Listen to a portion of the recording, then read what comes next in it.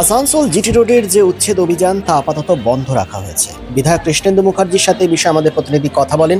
তিনি জানিয়েছেন মিসকমিউনিকেশন হয়েছে, আপাতত কিছুদিনের জন্য বন্ধ করতে বলা হয়েছে। নির্দিষ্ট পদ্ধতিতেই সরানো হবে এই অবৈধ দখলদারিদের।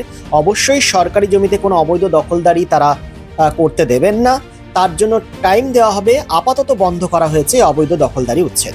কি বলেছেন বিধায়ক কৃষ্ণেন্দু মুখার্জি, শুনবো।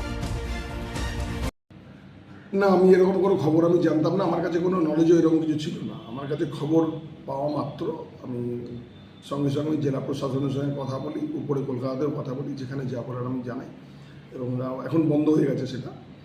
আমার মনে হয় সবার সঙ্গে একটু আলোচনা করে করলে জিনিসটা ভালো হতো। সরকারি জমিতে কোনো এনক্রোচমেন্ট থাকবে না, এটা একদম ঠিক কথা, নিশ্চয়ই সেটার সঙ্গে একটু আলোচনা করে নিলে একটু ভালো হতো। আমার মনে হয় আগামী দিনে এই কোনো কমিউনিকেশান একটা ভুল হয়েছে, সেটা আগামী দিন সব ঠিকঠাক করে নেওয়া হবে। এনক্রোচমেন্ট থাকবে না, এটা একদম ঠিক কথা। এটা কিন্তু সেটা যে প্রসেসে হওয়ার কথা সেইভাবে হওয়ার কথা। একটু তাদেরকে জানানোর দরকার, যাদের যে একটু তাদেরকে সময় দেওয়া দরকার।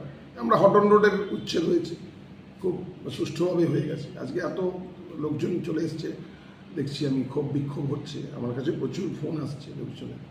যাই হোক, একটা কমিউনিকেশন গ্যাপ তৈরি হয়েছিল। আমার মনে হয় আগামী দিন প্রশাসন এটার উপর যথেষ্ট নজর দেবে।